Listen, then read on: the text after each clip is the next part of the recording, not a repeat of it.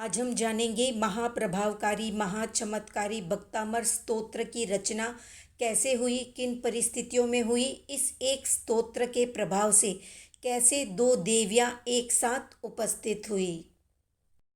तो राजा भोज की सभा में एक प्रकांड विद्वान कालिदास रहता था, जिसने कालिका देवी को सिद्ध कर रखा था। देवी के दरबार में 7 दिन तक कालिदास अन्न जल से रहित तपस्या करने लगा और 8वें दिन देवी प्रकट हुई और वर मांगने को कहा।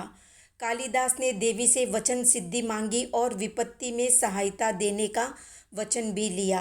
प्रकांड विद्वान होने के बावजूद कालिदास जैनों से द्वेष रखता था। एक बार राजा भोज, जो कि विद्या प्रेमी था, उसके दरबार में धनंजय नाम के पंडित आए, जो कि बहुत ही बड़े विद्वान थे।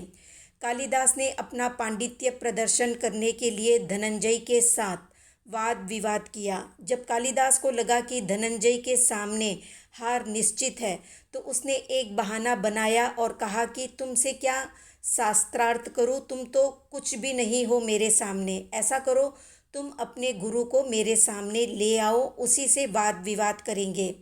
धनंजय के गुरु थे मानतुंग सूरी। राज सिपाही मानतुंग सूरी को लेने के लिए आए और उन्होंने आने से मना कर दिया, ये सोचकर कि एक साधु का राजसभा से क्या लेना देना। 3-4 बार बुलाने के बावजूद आचार्य जब आने को तैयार नहीं हुए, तो कालिदास के उकसाने पर राजा भोज ने सिपाहियों को जबरदस्ती आचार्य को पकड़कर लाने का आदेश दिया। इस तरह जबरदस्ती ले जाते देखकर आचार्य अपने ऊपर उपसर्ग समझकर मौन हो गए। जब राजसभा में उनको प्रस्तुत किया गया, तब भी वे कुछ नहीं बोले। इससे कुपित होकर राजा ने उन्हें बेड़ियों से बंधवाकर 48 कोठरी के भीतर एक बंदी गृह में कैद करवा दिया और मजबूत ताले लगवा दिए और पहरेदारों को बैठा दिया।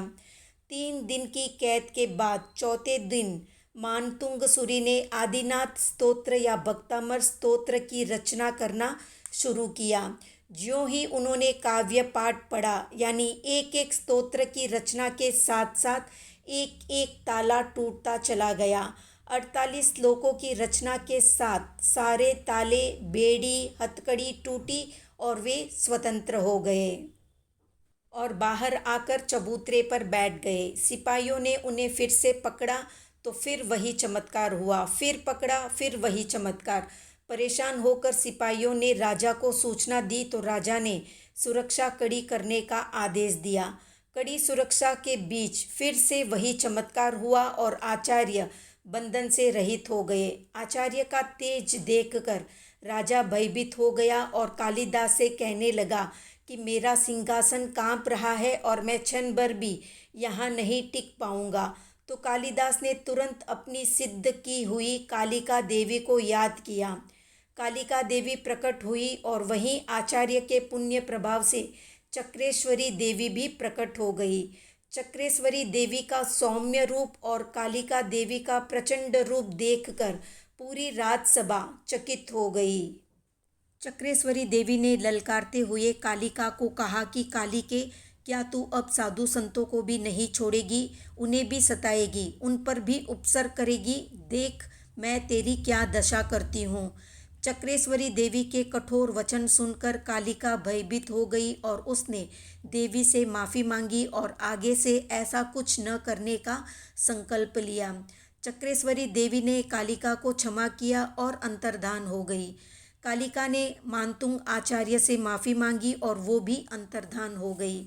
राजा भोज और कालिदास दोनों अपनी करनी पर शर्मिंदा थे और आदर सत्कार सहित आचार्य का स्वागत किया और उनसे क्षमा मांगी। तो ये वही भक्तामर स्तोत्र है जिसका पाठ प्राय हर जैन करता है। तो कितने लोग रोज नियमित रूप से भक्तामर का पाठ करते हैं, कमेंट में बताएं। वीडियो पसंद आया तो लाइक, शेयर, सब्सक्राइब करें।